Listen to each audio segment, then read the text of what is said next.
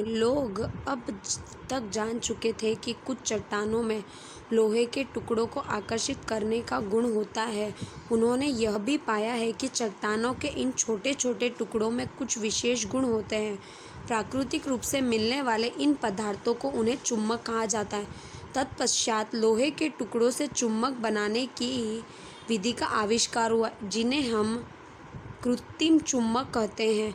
आजकल विभिन्न आकृतियों में कृत्रिम चुंबक बनाए जाते हैं। उदाहरण के लिए छड़ चुंबक, नाल चुंबक, बेलनाकार अथवा गोलांतर चुंबक, जो 13.4 में ऐसे कुछ चुंबक दर्शाए गए हैं।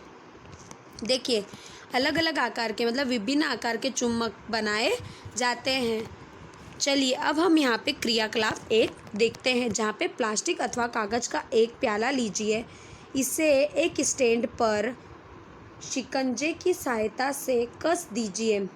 अब आपको क्या करना है, एक प्याला लेना है, प्लास्टिक अथवा कागज़ का एक प्याला लीजिए और स्टैंड पे इसको आसान कस देना है। 13.5 में दर्शाया है, प्याले के अंदर एक चुम्बक रखिए तथा इसे कागज़ से ढक दीजिए।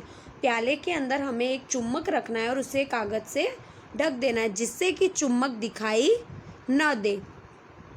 लोहे के बने एक क्लिप को एक धागे से बांधिए और धागे के दूसरे सिरे को स्टैंड के आधार के साथ बांध दीजिए। अब क्लिप को प्याले के आधार के समीप लाइए और क्लिप बिना किसी सहारे के एक पतंग की भांति हवा में रुका रहे। देखिए, इस तरीके से हवा के समीप लाना है, हमने ऊपर ढक दिया है, तो जिससे क्या हो, वो आसानी से ढका रहे। अब देखिए, हमें यहाँ पे बताया चुम्बकीय अथवा अचुम्बकीय पदार्थ। क्रियाकलाप 2, आइए मैग्नेस की भांति भ्रमण करे। इस बार में हम केवल चुम्बक तथा लोहे की स्थितियों को बदल देंगे। चलिए तो देखिए किस तरीके से हम उसे बदल देंगे। गडरिये की छड़ी के सिरे पर एक चुम्बक होगा। हम किसी हॉकी स्टिक, भ्रमण छड़ी या क्रिकेट के विकेट के साथ एक छोटे से चुम्बक को टेप या गोंद की सहायता से चिपका सकते। आइए अब हम विद्यालय के खेल के मैदान में मैग्नेस भ्रमण पर चले। हमारी मैग्नेस छड़ी विद्यालय के मैदान से क्या क्या वस्तु कमरे से एक, यह किन वस्तुओं को उठाती है?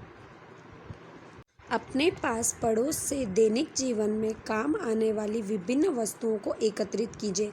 मैग्नेस छड़ी से इनकी जांच कीजिए। आप एक चुम्बक भी ले सकते हैं और इन वस्तुओं को चुम्बक से छुएं और देखें कौन कौन सी वस्तुएं इनसे चिपकती है। अब देखिए, अपनी नोटबुक सारणी 13.3 की भांति एक सारणी बनाएं तथा अपने प्रेक्षण को अंकित कीजिए। सारणी 13.1 का अंतिम कॉलम देखिए तथा उन वस्तुओं के नाम लिखिए जो चुम्बक द्वारा आकर्षित होते हैं। अब उन पदार्थों की सूची बनाइए जिनसे ये वस्तुएं बनी हुई है। क्या कोई ऐसे सर्वनिष्ठ पदार्थ है जो चुम्बक द्वारा आकर्षित होने वाली सभी वस्तुओं में विद्यमान है? हम यह समझते हैं कि चुम्बक कुछ पदार्थ को आकर्षित करते हैं, जबकि कुछ पदार्थ चुम्बक की ओर आकर्षित नहीं होते। जो पदार्थ चुम्बक को अपनी ओर आकर्षित करते हैं वो चुम्बकीय पदार्थ कहलाते हैं, जैसे लोहा, निकल, कोबाल्ट। जो पदार्थ चुम्बक की ओर आकर्षित नहीं होते वो अचुम्बकीय पदार्थ कहलाते हैं। जो सारणी 13.1 में कौन से पदार्थ जो अपने अचुम्बकीय पाया जाता है? क्या मिट्टी चुम्बकीय पदार्थ है या अचुम्बकीय पदार्थ है? तो मिट्टी आपने देखा होगा, तो मिट्टी के कुछ कण होते हैं, तो हम चुम्बक को अगर उसके पास ले जाते हैं तो क्या करते हैं, वो चिपक जाते हैं। अब देखिए, हमें यहाँ पर सारणी बताई गई है जिसके अंदर वस्तु का नाम, लोहे की गेंद, स्केल, जूता, लोहे, प्लास्टिक, चमड़ा। तो पदार्थ बनी है जैसे एल्यूमिनियम। अब मैग्नेस आकर्षित, तो हाँ नहीं, हाँ नहीं। तो जो चुम्बक की ओर आकर्षित होता है तो हमें यहाँ पर लिखना है। तो चमड़ा और जूता आकर्षित नहीं होता है। ठीक है, चलिए।